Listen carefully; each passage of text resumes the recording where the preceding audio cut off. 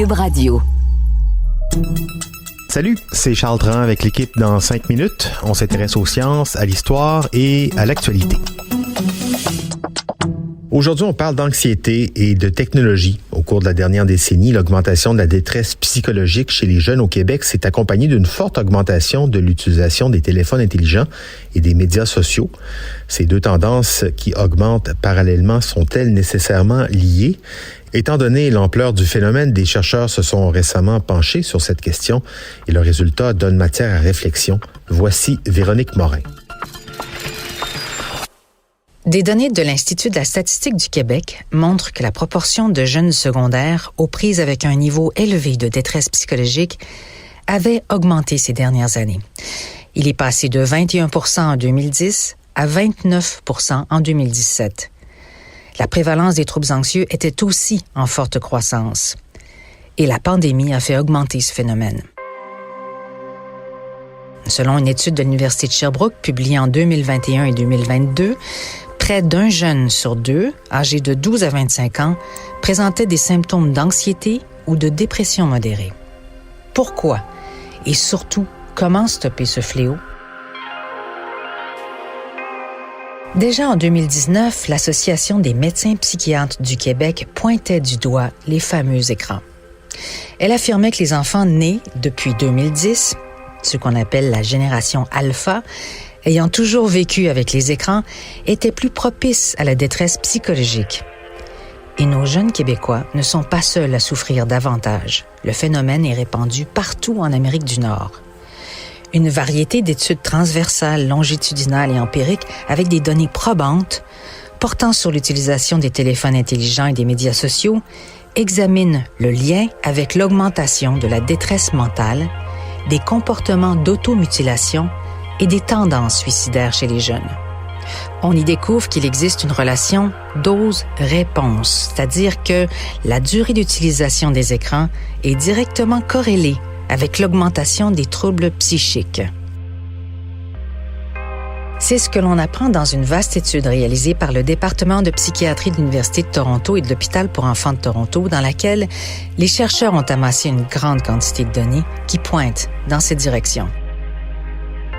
Et on y découvre aussi que les effets semblent plus importants chez les filles. Pourquoi les filles sont-elles plus affectées? Eh bien, vous ne serez pas surpris d'apprendre que les médias sociaux peuvent affecter l'image de soi, les relations interpersonnelles avec des impressions d'autant plus fortes chez les adolescents, offrant une augmentation exponentielle de comparaisons sociales et d'interactions négatives, y compris de cyberintimidation. De plus, le contenu de médias sociaux comme TikTok, par exemple, présente souvent des messages tordus qui normalisent et qui font même la promotion de comportements destructeurs tels que l'automutilation et même le suicide chez les jeunes. Il y a à peine 3-4 ans, lorsqu'on allait chez le médecin avec notre enfant, celui-ci nous demandait de réguler un maximum de 2 heures de temps d'écran par jour. Vous rappelez-vous?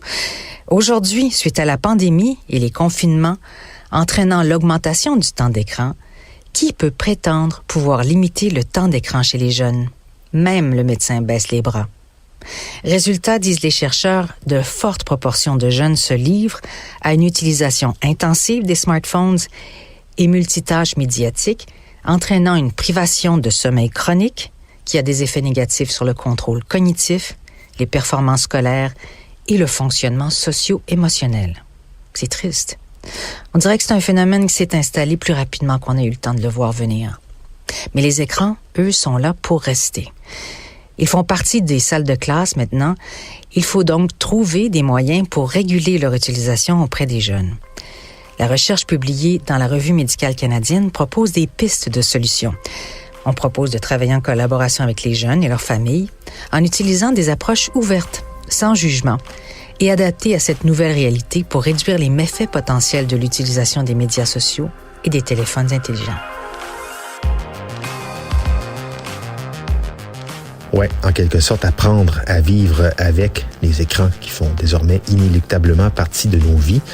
Ça va sans doute prendre beaucoup de campagnes de sensibilisation du public et aussi des initiatives de politique sociale qui font la promotion d'environnements familiaux et scolaires stimulants qui favorisent une espèce de résilience face à l'envahissement des écrans. Surtout que si, à titre de parents, on refuse de baisser les bras au quotidien, on doit trouver aussi une manière de faire avec cette réalité et de donner les outils à nos enfants pour qu'ils s'en sortent plus forts. Les accompagner, par exemple, dans leurs expériences numériques, le contrôle parental, le dialogue, autant que possible. C'est facile à dire tout ça, mais je sais que ce n'est pas évident. Merci Véronique Morin, c'était en 5 minutes.